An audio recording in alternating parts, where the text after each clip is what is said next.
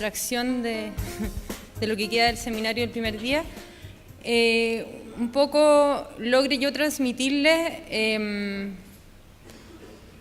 lo que es el paciente en una circunstancia que está atrapado en una avalancha. Básicamente, cuáles son las principales causas de muerte, los principales riesgos a los que está expuesto, y algunas palabras también de cómo funciona toda nuestra fisiología en esa circunstancia.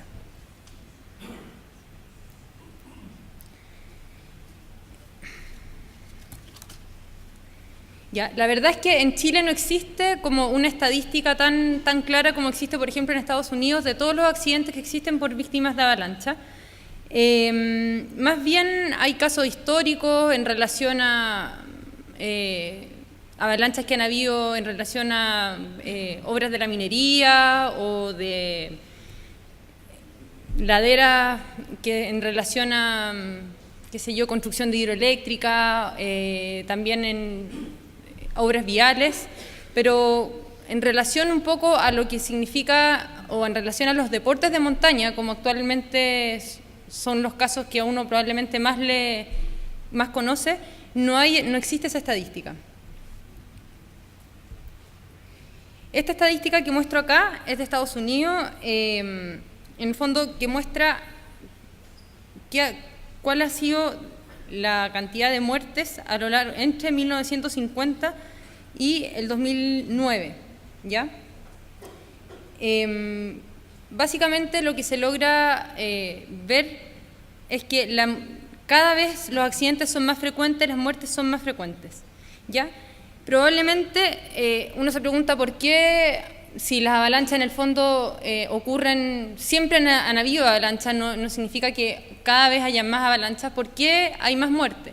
Probablemente eso sea algo multifactorial, pero en parte todos yo creo que nos hemos dado cuenta que el acceso actualmente a los lugares donde uno puede ser víctima de avalanchas es más fácil.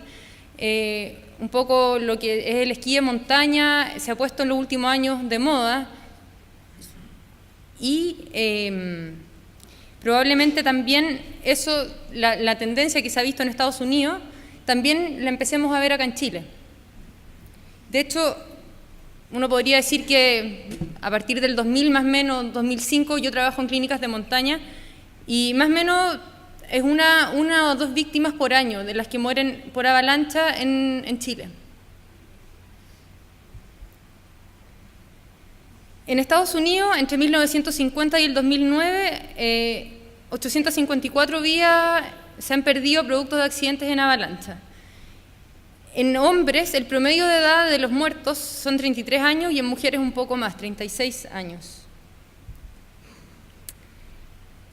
Si es que uno mira como en este gráfico la estadística de avalancha según la actividad de la persona, si se fijan en esa línea divisoria que hay ahí, la gran mayoría de las avalanchas ocurren por actividades recreacionales. Si se fijan arriba, la primera que dice snowmobilers, que son las motos de nieve. Esos son por lejos los que más se accidentan y más mueren en avalancha. Uno se pregunta por qué. La verdad es que las motos de nieve son capaces de recorrer grandes distancias, probablemente que un esquiador haciendo randonnée, por ejemplo, no alcanza a recorrer, tienen mucho mayor acceso y por eso probablemente se refleje en la estadística.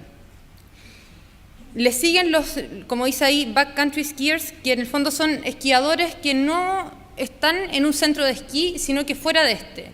Y eso, por ejemplo, se refiere a los que hacen heli-ski, que se suena el helicóptero y los dejan en cualquier ladera, en cualquier parte del cerro. También los que hacen lo que se llama snowcat, que es esto como que uno paga como una especie de camión en que se suben, no sé, 2 esquiadores, van a la punta de un cerro y se tiran, y eso lo hacen repetidas veces. Eso también cabe en la categoría de backcountry ski. Y bueno, todo lo que es el randonnée también, que últimamente cada vez se practica más en Chile.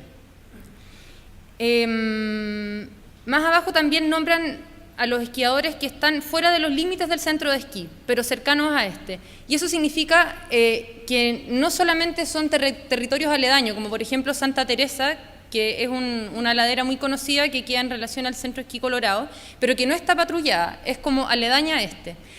Pero también esquiar fuera de los límites se refiere a territorios, por ejemplo, que están dentro de un centro de esquí, pero que están cercados y dice que no se puede ingresar, ¿ya? Muchas veces esas áreas no están, entre comillas, trabajadas para, en el fondo, disminuir el riesgo de avalancha y por eso se cierran. Pero hay gente que se mete igual y que, en el fondo, se puede accidentar. Bueno, sigue después como dice ahí, los esquiadores y los snowboardistas que están dentro del área. Eso, la verdad es que es súper raro, pero puede pasar. O sea, dentro de un centro de esquí pueden haber avalanchas. Se supone que el centro de esquí hace todo lo posible porque en un día en que haya mucho riesgo, por ejemplo, cayó mucha nieve fresca, el otro día está soleado, no hay ninguna nube, aumenta rápidamente la temperatura, que son cosas que en la presentación anterior vimos, en el fondo que son factores de riesgo de que haya avalancha. Probablemente los administradores se preocupen de que haya el mínimo riesgo, pero ese riesgo no puede bajar a cero, ¿ya? Bueno, y como ven, en la parte no recreacional en general son personas que, por ejemplo, refugios de patrulla que están en relación, o sea, en un lugar de riesgo, o personas que viven, por ejemplo, en las montañas, cerca de un lugar donde caen avalanchas. En el fondo un poco se refiere a eso, pero no recreacional. Bueno, ¿qué pasa entonces cuando alguien está sepultado bajo una avalancha? Un poco voy a hablar qué pasa con la fisiología, cómo se comporta el cuerpo humano y cuáles son las causas más frecuentes de muerte. Entonces, esto yo creo que es una de las cosas principales que uno debiera aprender y saber. En el gráfico, en la parte de la derecha, muestra el porcentaje de sobrevida y acá se ve el tiempo en minutos, en el fondo cuánto la persona está sepultada. Si se dan cuenta, en los primeros 15 minutos, si a alguien le cae una avalancha, dentro de los primeros 15 minutos, si es rescatado, tiene aproximadamente un 90% de probabilidad de ser rescatado con vida. Acuérdense que esto es una estadística, obviamente que si alguien cae y se golpea en una roca, se golpea la cabeza y tiene un TEC muy grave y se muere, o una lesión medular y lo rescatan a los 10 minutos, da lo mismo, igual está muerto. Pero esto es la mayoría, ¿ya? Ya a los 30 minutos podríamos decir, a la media hora, que el 50% va a estar vivo y el 50% va a estar muerto. Y de ahí en adelante ya la sobrevida es muy rara. Ahora, esto tampoco significa que si ha pasado media hora, por ejemplo, y que la persona aún siga enterrada, decir, hasta aquí nomás llegamos, no hacemos más esfuerzo por rescatarlo. Porque se ha descrito que hay gente que ha estado hasta 24 horas enterrados en condiciones de nieve y de accidentes que han sido, entre comillas, favorables. Más adelante voy a nombrar lo que es el bolsillo de aire, que cuando uno está enterrado en la nieve, una de las cosas que le va a permitir vivir y respirar es la formación de un bolsillo de aire, es decir, que uno se entierra y como trata de que quede una superficie alrededor de la cara para respirar. Y eso probablemente en las víctimas que, no sé, por ejemplo en este gráfico que aparecen vivas a los 100, 120 minutos, probablemente tuvieron algún bolsillo de aire de algún tamaño suficiente que les permitió respirar y estar vivos.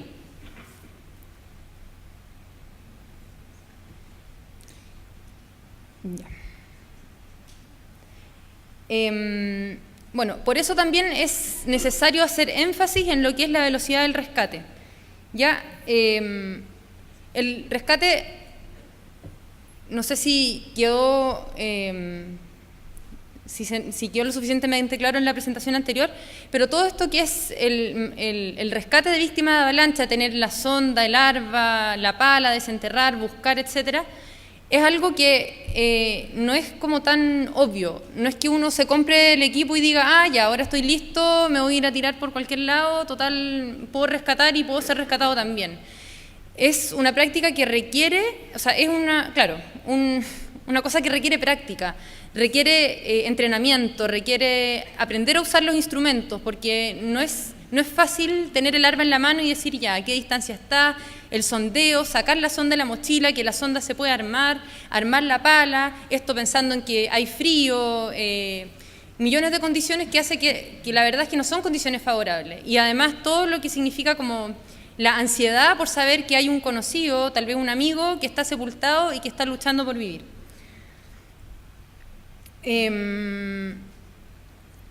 Independiente de que, como les decía, sabemos que a la hora probablemente las probabilidades de que alguien esté vivo es muy baja, nunca hay que abandonar la búsqueda, nunca, jamás, hasta que se encuentre el cuerpo. Otra cosa que importa para la supervivencia es la profundidad de la persona que está enterrada. Esta es una estadística que... una estadística entre los años 1999 y 2009 de víctimas que estaban en contacto directo con la nieve, no, qué sé yo, un auto que le cayó una avalancha, sino que personas directamente enterradas. Y acá se ve que, si se fijan, en amarillo está el porcentaje de personas vivas, que a medida que aumenta, en general como una tendencia, ¿cierto?, que a medida que aumenta la profundidad, más difícil es ser encontrado vivo, a diferencia de lo que está el gráfico en morado, que a mayor profundidad más probable es que uno lo encuentre muerto. ¿Ya? Ahora, ¿cuáles son las ventajas de estar superficial en el fondo? Uno es que en general uno requiere menos tiempo, se requiere menos tiempo para ser encontrado. Segundo, que va probablemente tomar menos tiempo cavar la nieve, que eso es un trabajo bastante difícil.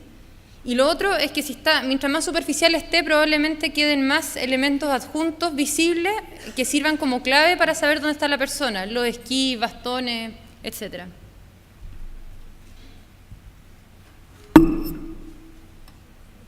Lo que decía un poco recién.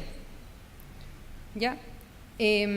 Ahora, una persona que esté esquiando sola en áreas de riesgo, por más superficial que quede, igual se puede morir si no hay nadie que lo rescate.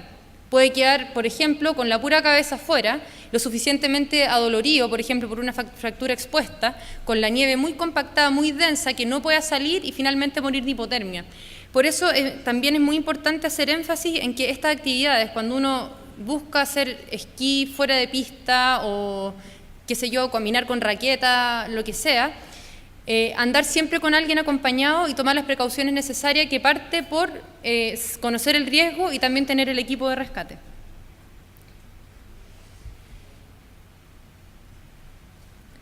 Bueno, obviamente también... Ay, que una bala acá.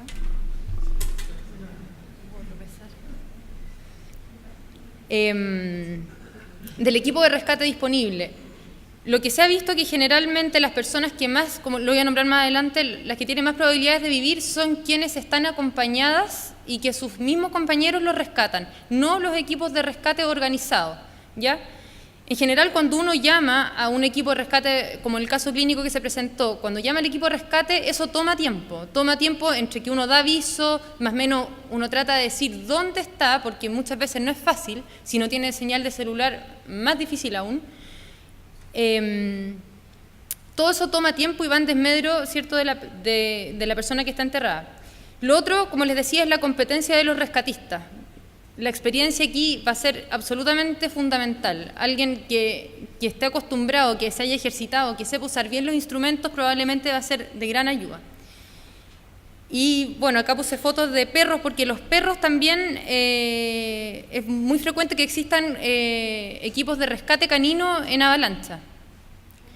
Hay distintas maneras de entrenarlo, pero yo personalmente tuve la experiencia de participar en un taller de rescate canino y les enseñaban con un juguete a perseguirlo, y los perros, la verdad es que era como, para ellos era un juego, pero la verdad es que al minuto que importa los perros son muy, muy útiles, sobre todo por la parte del olfato. Los perros son capaces, lo que yo aprendí en ese taller era que independiente de que la persona esté sumergida y muy sumergida, todas las células en el fondo van como que emiten olores, y los perros, a diferencia del humano, son capaces de percibir eso, y por eso el perro finalmente logra encontrar a la persona.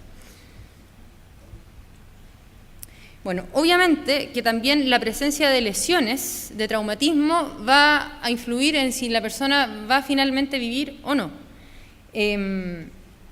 voy a nombrar más adelante, pero la verdad es que hay un abanico de lesiones posibles que uno puede tener producto de ser atrapado en una avalancha. Lo otro es la densidad de la nieve. Esta nieve como livianita, llena de aire, recién caída después de una tormenta, fácil en que uno va esquiando. Una vez que cae en la avalancha se transforma en una nieve mucho más densa, con poco aire y muy pesada, que hace muy difícil salir de ahí. De hecho, también como experiencia personal, en este taller que tomé, necesitaban voluntarios para enterrarse en la nieve para ser rescatado por el perro. Entonces yo me ofrecí y eran 2 personas más, entonces justo las otras 2 personas la pusieron en unas cuevas que la verdad es que cabían sentados, pero a mí me dijeron, ya mira, tú te vamos a hacer como un hoyo y vas a quedar solamente con la cabeza como con un bolsillo de aire y el resto te vamos a poner nieve encima. Era como bastante claustrofóbico, pero yo dije, ya bueno, igual a perro.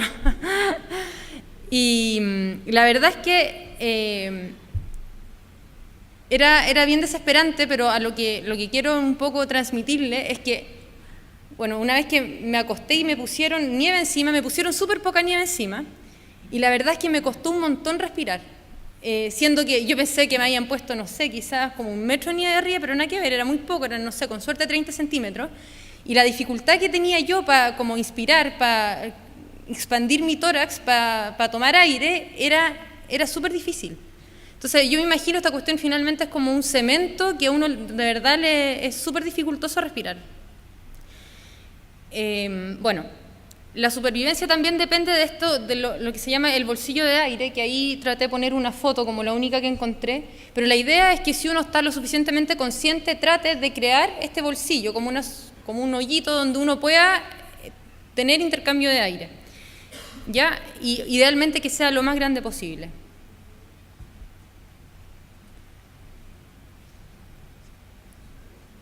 Ya, un poco acerca de la mortalidad.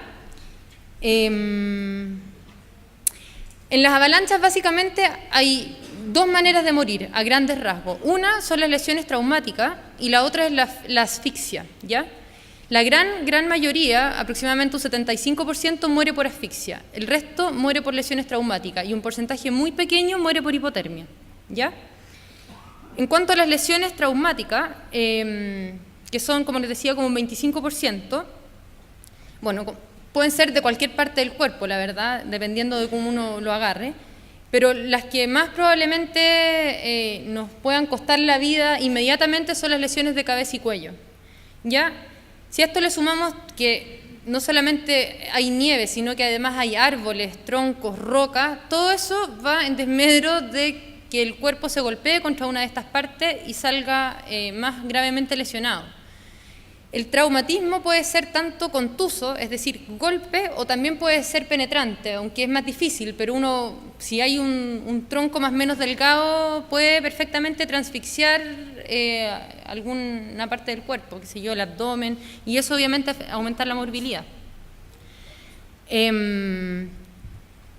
Bueno, un poco así resumido las lesiones por trauma.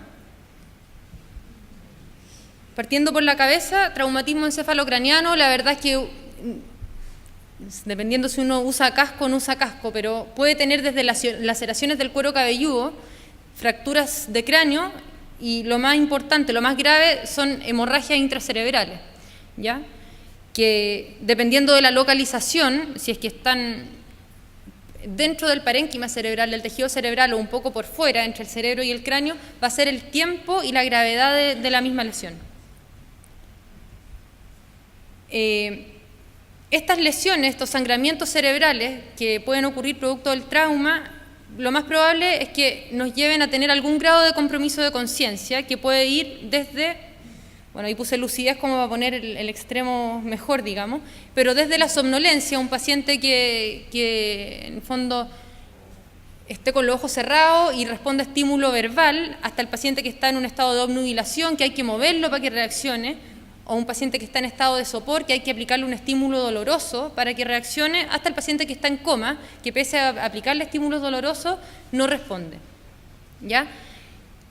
Lo otro es que el compromiso de conciencia, una persona que esté en sopor, por ejemplo, probablemente tenga también algún grado de trastorno de la respiración y no pueda respirar lo suficientemente bien, no tenga la capacidad, por ejemplo, de crear un bolsillo de aire. Por lo tanto, también eso va a contribuir a la morbilidad y a la gravedad del paciente. Las lesiones cervicales es importante nombrarlas, 1, porque son frecuentes, 2, porque son graves, y 3, porque cuando uno rescata una víctima hay que tenerla en cuenta, dado que hay que inmovilizar la columna cervical. ¿Ya? Bueno, en el cuello no solamente tenemos los huesos, como se ve a la izquierda, también está la médula espinal y también están grandes vasos, como las carótidas, las yugulares. ¿Ya? Todo eso se puede lesionar en un accidente por avalancha. La nieve, cuando uno va metido entre medio de una avalancha, es muy frecuente que tenga este mecanismo como de hiperflexión del cuello y de hiperextensión, que en el fondo, si uno lo contextualiza con estas grandes fuerzas que ocurren, es muy frecuente que se fracturen huesos y que se ocurran junto con las fracturas a veces luxaciones, en el fondo, que un hueso se desplace sobre otro. Y si tenemos en cuenta que la médula espinal va por ahí, ocurren lesiones medulares. ¿Ya? Y eso es muy grave. De hecho, en la parte derecha se ve cómo una fractura lesiona la médula.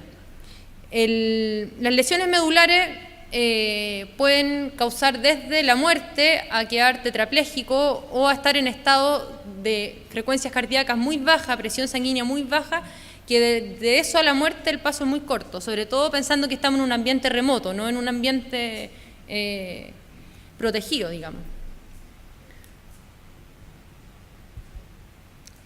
Bueno, el tórax, también tenemos el corazón, los pulmones, las costillas, y también hay una gran gama de trauma que podemos tener en relación a esto. Las fracturas costales, como se ve acá, la verdad es que son feas, son dolorosas, pero la verdad es que si uno solo tiene fracturas costales tiene harta suerte, porque más que doler, como que si están desplazadas y perforan un pulmón, sí, es más complicado.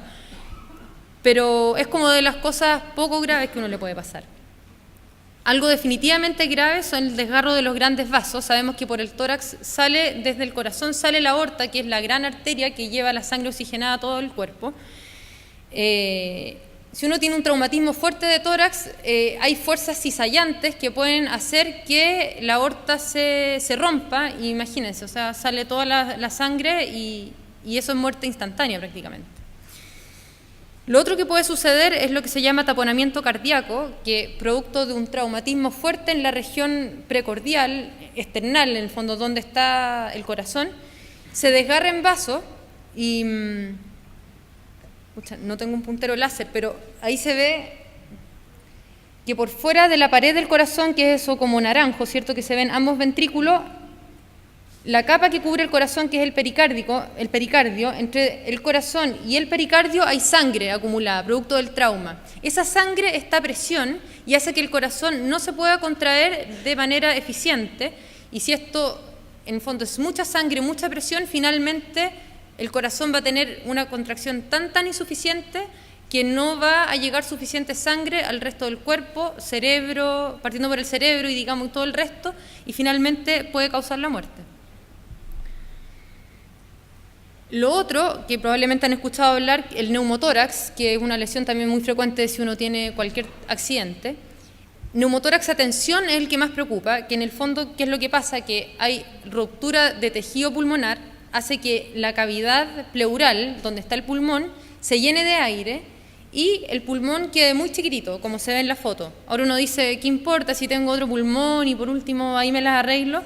El problema de esto es que ese aire está tan a presión que logra comprimir los grandes vasos, principalmente las venas que llevan toda la sangre del cuerpo al corazón para ser oxigenada.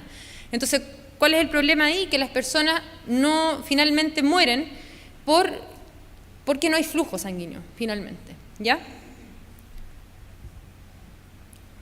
Pasando al trauma abdominal,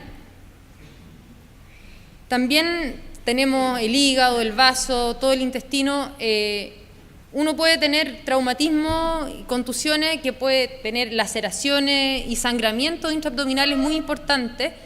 Esto hace que baje la presión sanguínea porque hay sangre que no está circulando dentro, sino que está saliendo a la cavidad abdominal y puede causar la muerte por choque hipovolémico, en el fondo, por pérdida de sangre.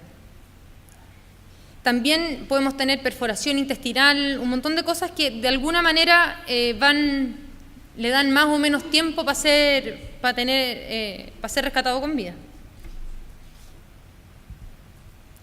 Bueno, y en el trauma musculoesquelético la verdad es que es súper amplio, pero yo diría que las cosas principales que uno puede tener, además de las contusiones, son las fracturas y las fracturas expuestas, ¿ya? Poniendo en contexto la gran fuerza que tiene una avalancha, las fracturas de fémur, por ejemplo, son súper frecuentes, fracturas de las extremidades superiores, que causan gran dolor, pero si son de un hueso importante como el fémur, probablemente hagan que el paciente pierda mucha sangre y eso también ir en desmedro de la circulación y así finalmente, si uno lo alarga en el tiempo, se puede llegar a morir de eso. Bueno, la asfixia es la principal causa de muerte. 3/4 de los pacientes, como les decía, de las muertes por avalancha mueren de asfixia. Y hay básicamente dos mecanismos de asfixia. Uno es la obstrucción de la vía aérea, es decir, porque toda esta nieve que está dando vuelta entra por la nariz, entra por la boca y entra a todas las vías respiratorias y hacen que uno ya no pueda seguir teniendo intercambio gaseoso, ¿ya? Y lo otro es, el otro mecanismo de asfixia es que en la medida que estoy sepultado bajo la nieve y no me llega aire fresco, aire ambiental que es rico en oxígeno, yo empiezo a inspirar ese poco aire que tiene oxígeno y voy exhalando dióxido de carbono, CO2, que sale ahí.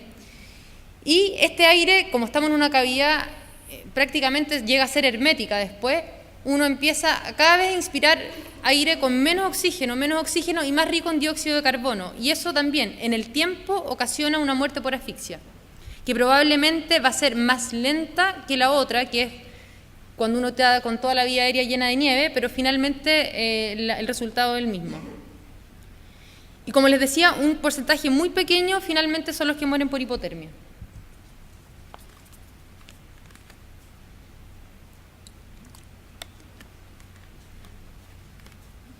Otro factor que contribuye a la mortalidad en una avalancha son los cambios en las características físicas de la nieve. Como les decía recién, la nieve que es liviana, llena de aire, posterior a una avalancha es una nieve densa, mucho menos permeable al aire. Esto hace que el autorrescate también, si una víctima, por ejemplo, está consciente, una vez que termina la avalancha, está sepultada pero consciente, es difícil autorrescatarse por lo mismo, porque es demasiado pesada la nieve. Si esto además uno le suma escombros, por ejemplo, la situación se vuelve aún más difícil. Y como les decía, lo de la dificultad de la expansión del tórax, que finalmente igual, si uno no puede expandir lo suficientemente bien el tórax, va a hacer que la respiración sea mucho más ineficiente. Otro mecanismo que está descrito en relación a esto es que uno al exhalar el aire tibio, este aire tibio se congela sobre la cara y queda una capa de hielo que finalmente lo que hace es que impide el flujo de aire, ya que lo nombraban también en la presentación anterior. Este mecanismo es más lento que la obstrucción de la vía aérea también, pero finalmente acelera la asfixia.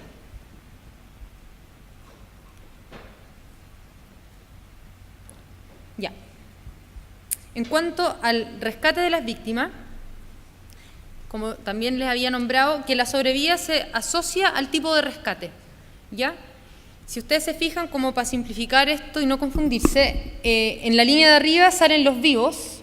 Entonces, en esta estadística, que era el tipo de rescate entre esos años que sale ahí, de las 108 personas que fueron rescatadas vivas, si ustedes se fijan, casi el 80% fue rescatado por los compañeros, ¿ya?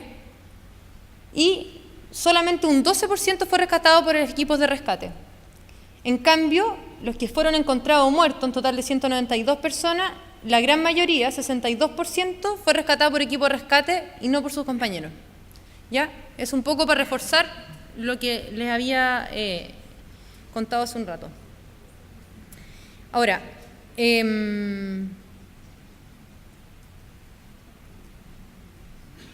no, nada. Bueno, dado que la asfixia es la principal causa de muerte y el tiempo es como el peor enemigo en esto, el tiempo de extricación es un factor crítico en la sobrevida, ¿ya? Por lo tanto, un poco reforzando más la idea, que el rescate de las personas, del acompañante, tiene que ser un rescate rápido, ¿ya? Aquí el tiempo juega en contra y de alguna manera hay que tener la mente fría y saber por dónde partir y cómo usar los instrumentos. Y para eso es necesario que si nos gusta ir a la montaña, nos gusta bajar cerros, nieve virgen y toda la cosa, hacernos del equipo y practicar. En las mochilas, por ejemplo, enterrar arva, escondido de los compañeros, ir a buscarla y saber usarlo, porque la verdad es que es probablemente muy traumático improvisar por primera vez usando el equipo ante un accidente y no ante un escenario de entrenamiento.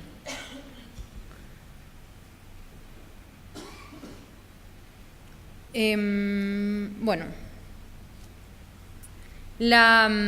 como les decía, de las víctimas, una vez que son rescatadas, las cosas más frecuentes de ver en cuanto a lesiones son fracturas graves, trauma de tejidos blandos y lesiones craneofaciales, o sea, traumatismo cefalocraniano, prácticamente. Hay un estudio que se hizo que duró aproximadamente 7 años, en que se vieron en el fondo todas las estadísticas de las muertes y los accidentes, y la gente que se moría por asfixia, la mitad tenía algún grado de traumatismo encefalocraniano, entre leve y severo en el fondo, ¿ya? Y todas las muertes por trauma tuvieron traumatismo encefalocraniano. O sea, al parecer el traumatismo encefalocraniano, los golpes en la cabeza, no es una lesión bastante frecuente, ¿ya? Y en ese sentido, el uso del casco probablemente algo nos va a ayudar, de todas maneras.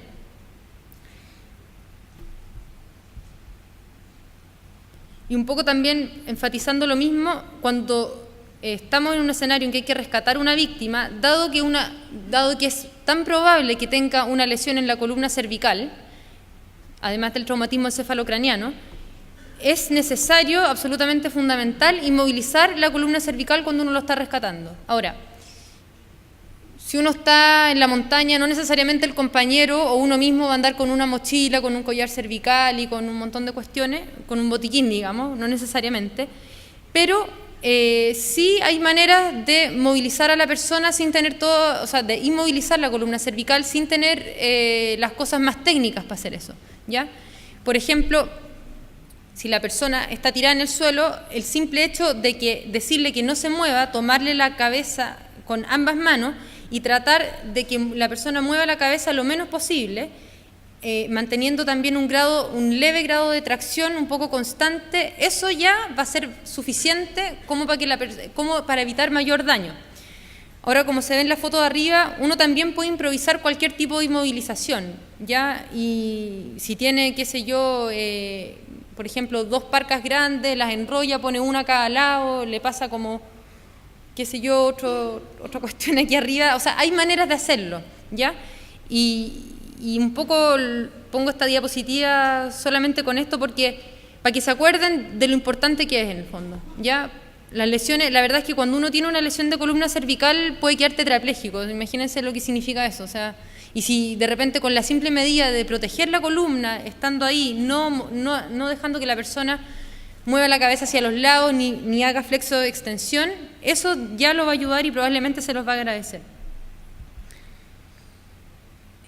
Un poco acerca de la fisiología de la respiración en un entierro en avalancha.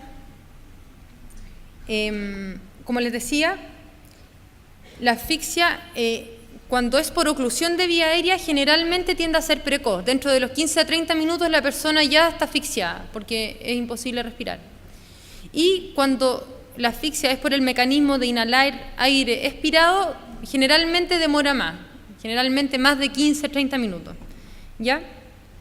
Ahora, también puede haber asfixia rápida por este segundo mecanismo, por inhalar aire expirado, si el bolsillo de aire, por ejemplo, es chico o se forma esta máscara de hielo, también puede ser.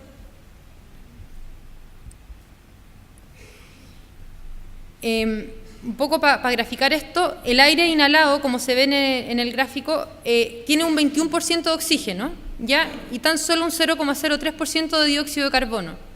Y el aire exhalado tiene un 16% de oxígeno y un 5% de dióxido de carbono.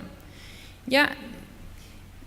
En el fondo, una vez que uno empieza a respirar solamente este aire exhalado, que es rico en dióxido de carbono y pobre en oxígeno, finalmente lo que hace es que tiene un estado de hipoxia y de hipercapnia, que significa aumento del CO2 en la sangre.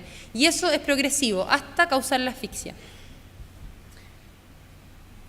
En relación al bolsillo de aire, mientras más grande sea el bolsillo de aire, obviamente va a ser mejor, porque va a haber mayor superficie de difusión del aire exhalado, rico en CO2, hacia la superficie, pero también va a haber mayor difusión del aire ambiental, que viene de afuera, rico en oxígeno, desde el bolsillo de aire hacia nuestros pulmones.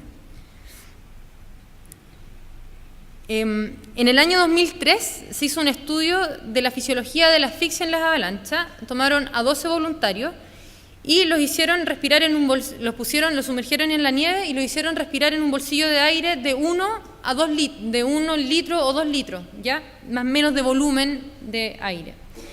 Y se vio que la saturación de oxígeno, fíjense que en 4 minutos cayó un 10%, de 99% a 88%, en 4 minutos, ¿ya?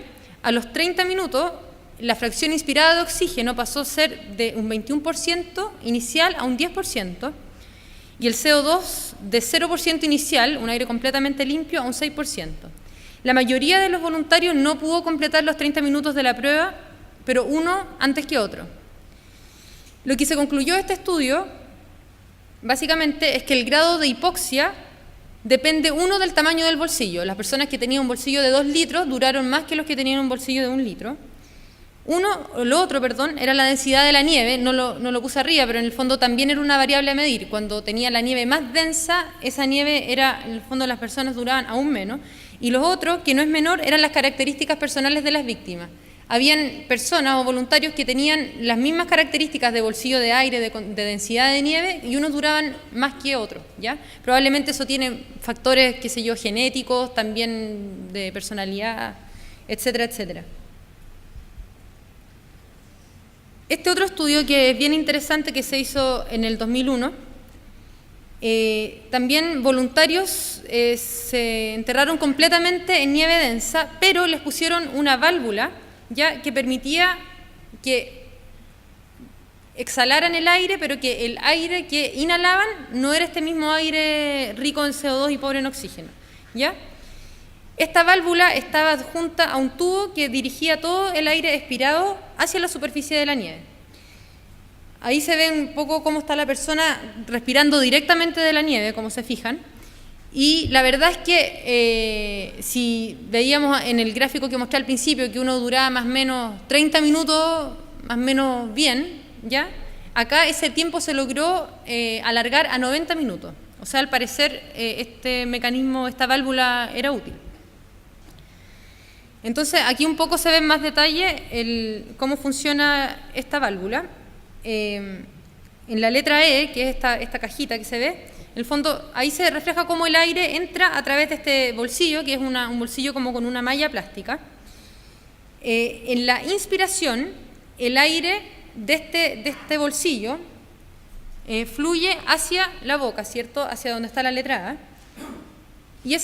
Y después el aire expirado, que sale también por A, ¿cierto? De arriba, baja, sale, pero a través de la letra F, ¿ya? Ahí donde se ve abajo. Entonces, este cierre y apertura de válvula hace que el aire no se mezcle y de esa manera evitar respirar un aire rico en CO2, ¿ya? Con este estudio se concluyó, primero, que la nieve densa, por muy densa que sea, igual tenía suficiente aire ambiental, porque con una válvula que permitía hacer este juego de los flujos, las personas duraban más tiempo respirando. que la oxigenación podía ser normal en la medida que este aire expirado, rico en dióxido de carbono, pobre en oxígeno, podía difundir hacia la nieve y no quedarse atrapado cerca, evitando así volver a respirarlo. Y lo otro que se lograba era evitar esta formación de esta máscara de hielo, dado que todos estos vapores tibios que se exhalan, ¿cierto?, cuando uno bota el aire exhalado, se iban en el fondo por el tubo y no hacia la superficie. Y este es el principio detrás del avalanche, que lo nombraron en la presentación anterior. Yo no venía preparada. Que es el mismo que está en el dibujito. Esta es la válvula por donde uno toma aire. Acá está este bolsillo y por acá sale el aire. A ver si suena. Bueno, no suena, pero bueno, se supone que suena. Ahora, esto, ¿cierto?, se pone, bueno, como así, no me acuerdo cómo se pone. La cosa es que, bueno, cuando lo hago, cuando salgo, me preocupo de hacerlo bien. Entonces uno se lo pone así, está con sus bastones, sus esquí, se tira, o sea, uno dice ya, voy a bajar una pendiente, por ejemplo, que a mí me parece que es de riesgo, voy a tomar las precauciones. Y lo que se recomienda es que, por ejemplo, si uno va a bajar y dice ya, tengo riesgo, como que esta cosa la deja más o menos cerca. Ya incluso hay gente que baja así con la cuestión puesta en la boca. Ahora, ¿qué tan útil es? Bueno, yo le creí, así que me lo compré. Pero también es cierto que uno puede estar, o sea, lo puede atrapar la avalancha y puede ser un golpe tan fuerte que en realidad no alcanza a meterse la cuestión en la boca, o si la tenía en la boca, la cuestión salga rápido y finalmente no sirve. Entonces, claro, uno dice, es una medida de protección adicional, si la puedo adquirir, bien, pero no necesariamente, a lo que me refiero, que no garantiza nada finalmente. Ya, unas últimas palabras acerca de la reanimación en las víctimas de avalancha. Puse en la esquina ahí el ABC, acordarse que cuando tenemos en la mente lo que es la reanimación, el A significa vía aérea permeable, también ahí va incluida la columna cervical, B, la respiración, y C, la circulación, que son las cosas que tenemos que tener en cuenta si es que vamos a ir al rescate. ¿Ya? Una vez que se encuentra la víctima y se despeja toda la nieve de la cara, etcétera, uno se hace una impresión inicial, ¿cierto?, del estado de conciencia de la persona. ¿Ya? Lo primero es despejar la vía aérea, en la A, ¿sí? Lo más posible, sacar todo el aire de la cara, cosa que pueda respirar. Y evaluar si está respirando, porque puede que la persona esté inconsciente y no esté respirando. Si es que la persona no está respirando, uno debiera dar ventilación, tanto si no está respirando como si también la respiración es inefectiva, por ejemplo, es muy lenta o muy poco profunda. ¿Cómo se hace esto? Con la clásica respiración boca a boca. ¿Ya? Ahora, no es necesario, si la persona, como se ve en la foto, está completamente enterrada, no es necesario desenterrarla y tenerla completamente expuesta como para empezar a dar medidas de primero auxilio. La verdad es que, dado que la asfixia es la principal causa de muerte, si tenemos la cabeza afuera, ya con eso nos basta para empezar a asistirla. No hay que perder tiempo en tratar de extricarlo completamente como para hacer las medidas iniciales. Y, como les decía, insistir siempre en inmovilizar la columna cervical. Esto es mucho, por ejemplo, si una víctima está respirando de manera ineficiente y hay que darle respiración boca a boca, es mucho más fácil, obviamente si hay más rescatistas, que una persona se haga cargo de la parte de la columna cervical, tome la cabeza firme, ¿cierto?, y la otra persona haga las ventilaciones. ¿Ya? De la misma manera, por ejemplo, si también hay que hacer masaje, siempre dejar a una persona encargada de inmovilizar la columna cervical. Si el paciente se encuentra consciente, eso de alguna manera refleja que tiene circulación suficiente, porque le está llegando suficiente sangre al cerebro que lo permite estar despierto, ¿ya? Ahora, si la persona está inconsciente, ¿ya?, pero tiene pulso, probablemente tenga algún grado de hipotermia, que puede ser de moderada a severa. En la hipotermia, si alguno sabe algo de hipotermia, asistió a una charla de hipotermia antes, es fundamental que la víctima que está en hipotermia sea manipulada de una manera muy cuidadosa, dado que en la manipulación dado que el corazón en el fondo está con este efecto de temperatura tan baja, se puede precipitar una arritmia maligna que se llama fibrilación ventricular, que más adelante la voy a explicar. Entonces, si el paciente está inconsciente pero tiene pulso, es decir, está vivo, es importante asegurar una oxigenación y una ventilación adecuada, inmovilizar la columna para transportarlo y, obviamente, si uno ve un signo obvio de trauma, por ejemplo, que tenga una fractura de fémur expuesta y está sangrando, tratar de contener la hemorragia, ponerle algún, si no tienen apósito, obviamente da lo mismo, uno puede poner una parca, cualquier cosa, pero todas esas medidas, en el fondo, hay que ir tomándolas en paralelo. Ahora, si justo andábamos con alguien que anda con una mochila, con botiquín y todo, y la persona está claramente hipotérmica, algo que lo va a ayudar mucho va a ser buscarle una vena, un acceso venoso y ponerle fluidos tibios. Ahora, no sé qué tan factible va a ser que alguien ande por ahí con una mochila que el suero le dure tibio, pero en el fondo sería una medida ideal, ¿ya? Lo de la fibrilación ventricular es importante que sepan de lo que se trata. En el trazado de arriba es como un trazado de electrocardiograma normal, en el fondo que se ve que cada contracción es como, o sea, cada espiga refleja una contracción que es como ordenada, ¿cierto? Y la fibrilación ventricular, como se ve en el trazado de abajo, es algo completamente caótico, más de 250 intentos de contracciones por minuto, que finalmente hacen que el corazón no bombee nada de sangre. Por eso son tan graves las fibrilaciones ventriculares. Si una víctima está inconsciente y está sin pulso, la idea es hacerle masaje cardíaco, ¿ya? Esa es la manera en que lo podemos rescatar. Ahora, como dije recién, una persona que está hipotérmica y le hacemos masaje cardíaco, se supone que un paciente que está hipotérmico va a tener pulso, lo que pasa es que lo va a tener muy débil o lo va a tener muy lento, ¿ya? Y a ese paciente no hay que hacerle masaje porque va a precipitar una fibrilación ventricular. Entonces, ¿qué es lo que se recomienda? Que si un paciente, si vemos una víctima que está inconsciente y vamos a buscar pulso, que nos tomemos el tiempo suficiente para buscar el pulso, ¿ya? Las guías, digamos, comunes y corrientes que a uno le enseñan primero auxilio en cualquier lugar, digamos, por alguien que lo encuentra botado en la calle, dice que uno no tiene que perder más de 10 segundos buscando el pulso. La verdad es que es difícil encontrar el pulso y en estas condiciones, como hay frío, hay vasoconstricción, los pulsos son débiles, uno se debiera tomar al menos 30 segundos para buscar si hay pulso, antes de iniciar un masaje. Ahora, si es que está el equipo de rescate con una mochila y con un desfibrilador, ya que es el que lo va a sacar de la fibrilación ventricular, y ponemos el desfibrilador, va a permitir ver el trazado que tiene, o sea, vamos a ver si está fibrilando o no está fibrilando, la idea es desfibrilarlo, ¿ya?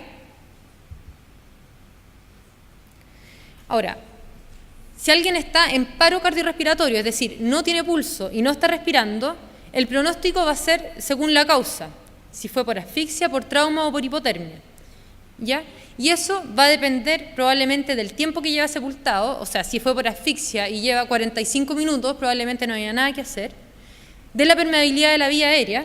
Si vemos que si la vía aérea claramente no está permeable, probablemente tampoco hay mucho que hacer, y de la temperatura.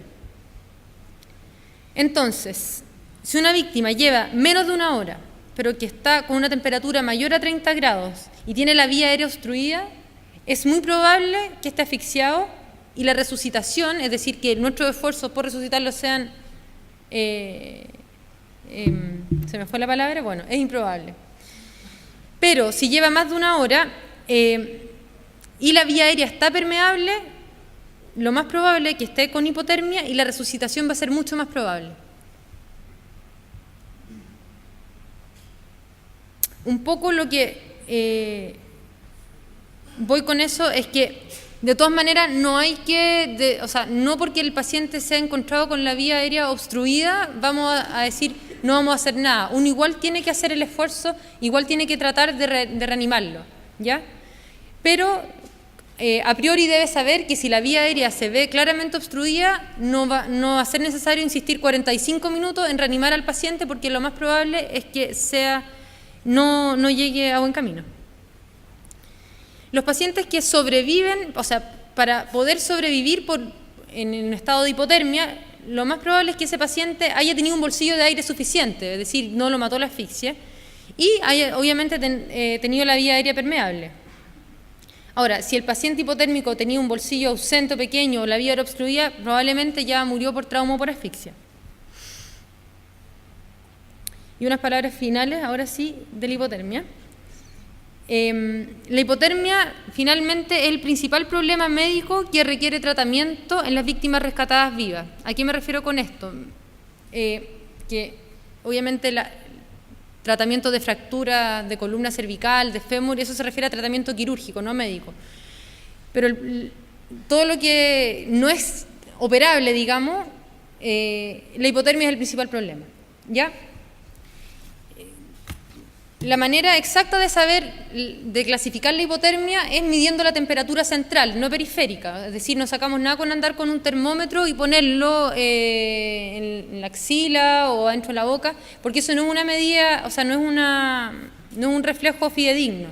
La temperatura central, que es la que sirve para determinar el grado de hipotermia, se mide en el esófago o en el recto, ¿ya? Y obviamente ese tipo de sonda uno no la va a andar trayendo.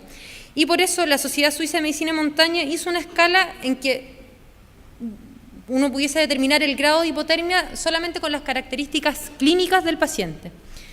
Entonces, el grado de hipotermia 1, por ejemplo, el paciente está alerta y presenta calofrío, ¿ya? Y eso más o menos habla que el paciente está entre 35 y 32 grados Celsius. Después, bajando, grado de hipotermia 2, el paciente ya va a estar somnoliento y deja de tener calofrío, ¿ya? El calofrío en el fondo es una medida, un mecanismo de defensa que hace que el cuerpo aumente la temperatura en base a movimientos que son involuntarios. Ese paciente ya está alrededor de 32, 28 grados Celsius. El grado 3, ya el paciente está inconsciente, está entre 28 y 24 grados Celsius, y en la hipotermia grado 4 el paciente ya no respira, estando vivo, tiene pulso pero no respira, y eso habla que la temperatura está menor a 24 grados Celsius. Para evitar la hipotermia, cuando uno extrica al paciente de la nieve y posteriormente lo evacúa, es necesario evitar cualquier pérdida de calor, ¿ya? Una medida importante va a ser tratar de alguna manera sacarle toda la ropa húmeda y brindarle un aislamiento que sea seco y caliente, por ejemplo una frazada seca que podamos tener en la mochila, eso va a ser muy útil, y sacarle por ejemplo una parca que esté muy húmeda y cualquier cosa, es decir, un gorro por ejemplo que esté húmedo, uno pierde mucho calor por la cabeza también. Cualquier ropa evidentemente húmeda, de fácil retiro digamos, eso va a ser una medida bastante eficiente. Ahora, si el paciente está inconsciente, lo tenemos que extricar y lo tenemos que evacuar, ya nos habla de que tenemos un paciente con hipotermia moderada severa y que existe riesgo de fibrilación ventricular. Por lo tanto, toda la extricación y la evacuación tiene que ser manipulando al paciente de manera muy cuidadosa.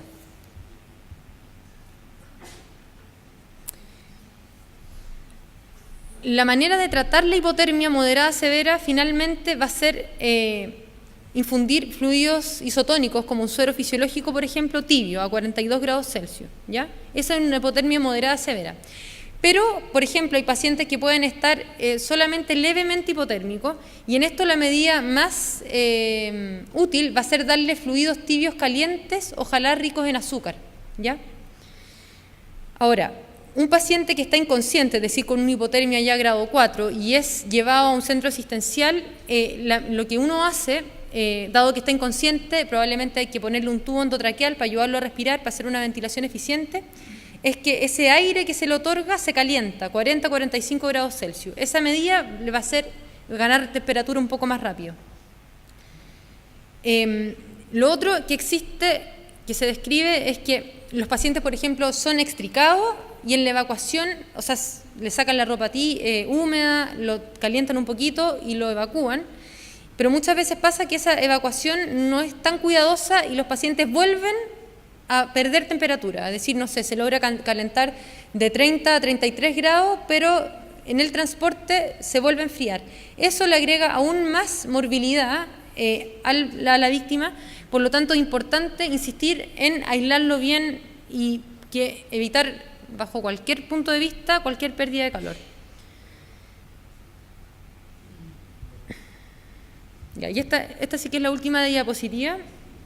La verdad es que esto es como para sellar y para que un poco les quede claro, cuando van a la montaña, van a hacer randonnée, van a andar con raqueta, hacer trekking, las cosas que tienen que tener en cuenta como para prevención, que básicamente las avalanchas tienen 4 cosas, uno las puede como saber el riesgo por 4 cosas. Uno, el manto de nieve, que está en uno de los extremos del triángulo.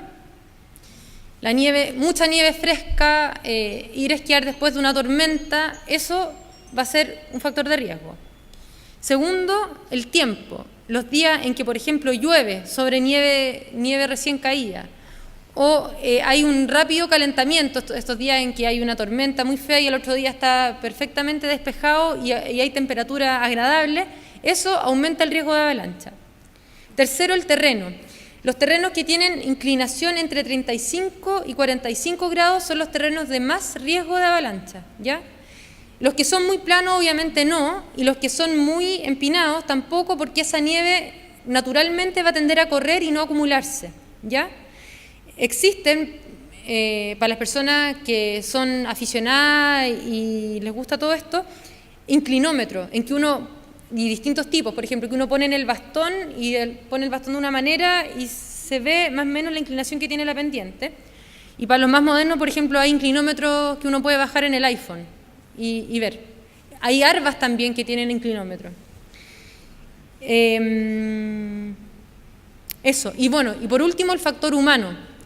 Obviamente, la impulsividad, las ganas de un poco quizás ir más allá de las propias capacidades y así un sinnúmero de factores que cada uno conoce de sí mismo van a influir en el riesgo de tener un accidente por avalancha. Ahí puse mi correo por si alguien no puede hacer ahora una pregunta y quiere preguntar algo más en detalle, puede anotarlo y preguntarme. Eso, muchas gracias.